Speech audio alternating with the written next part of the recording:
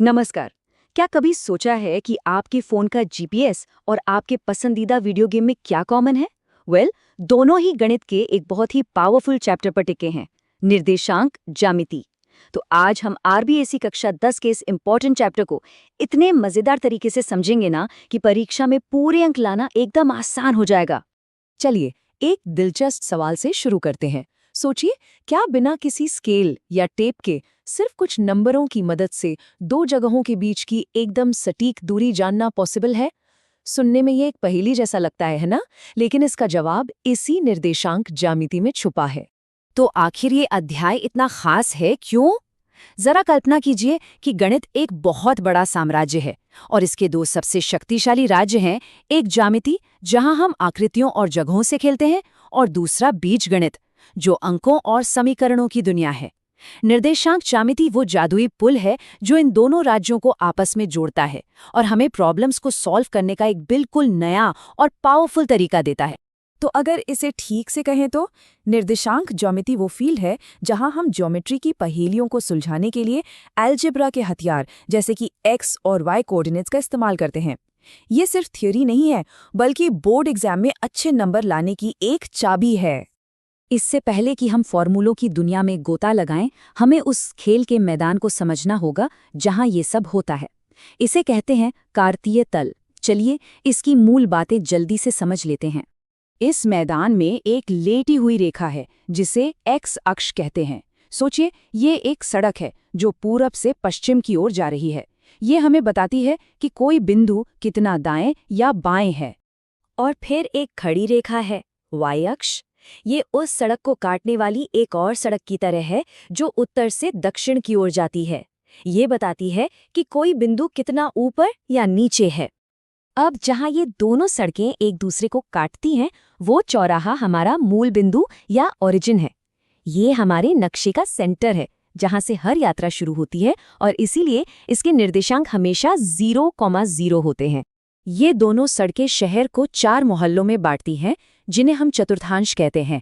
ये टेबल एक cheat sheet की तरह है जो बताती है कि हर मोहल्ले का पता क्या है। जैसे कि पहले मोहल्ले में सब कुछ पॉजिटिव है जबकि तीसरे में सब कुछ नेगेटिव।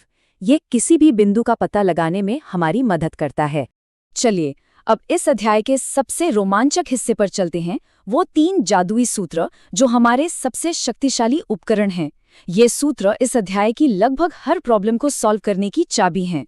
पहला और सबसे महत्वपूर्ण है दूरी सूत्र। ये हमें दो बिंदुओं के कोऑर्डिनेट्स का उपयोग करके उनके बीच की सीधी दूरी यानी हवाई दूरी निकालने की पावर देता है। ये इस अध्याय की नींव है, फाउंडेशन है। चलिए देखते हैं कि ये कैसे काम करता है।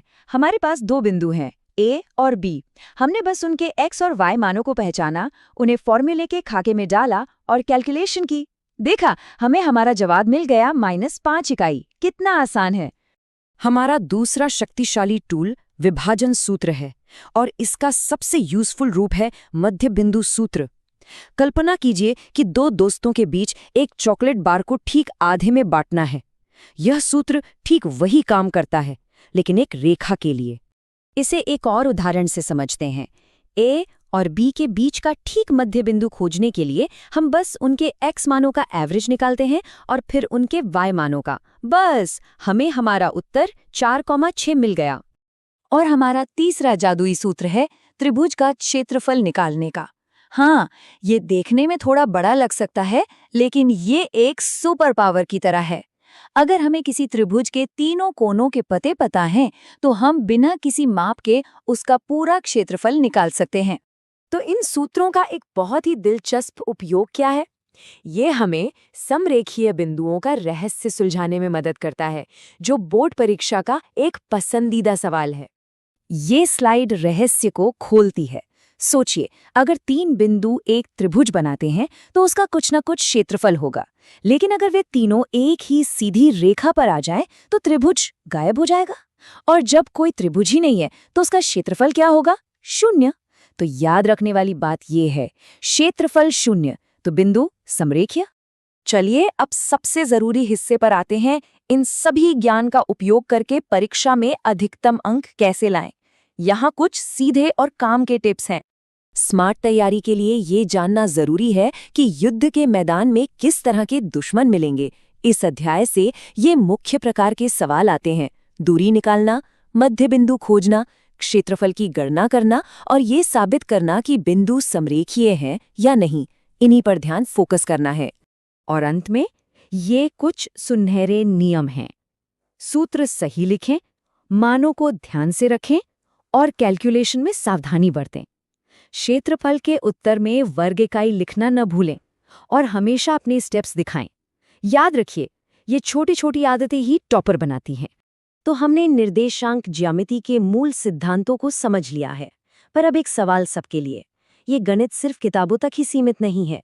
मोबाइल में जीपीएस से लेकर वीडियो गेम्स के ग्राफिक्स तक ये हमारे चारों ओर छिपी हुई है। सोचिए, और कहाँ-कहाँ ये हमारी दुनिया को आकार दे रही है।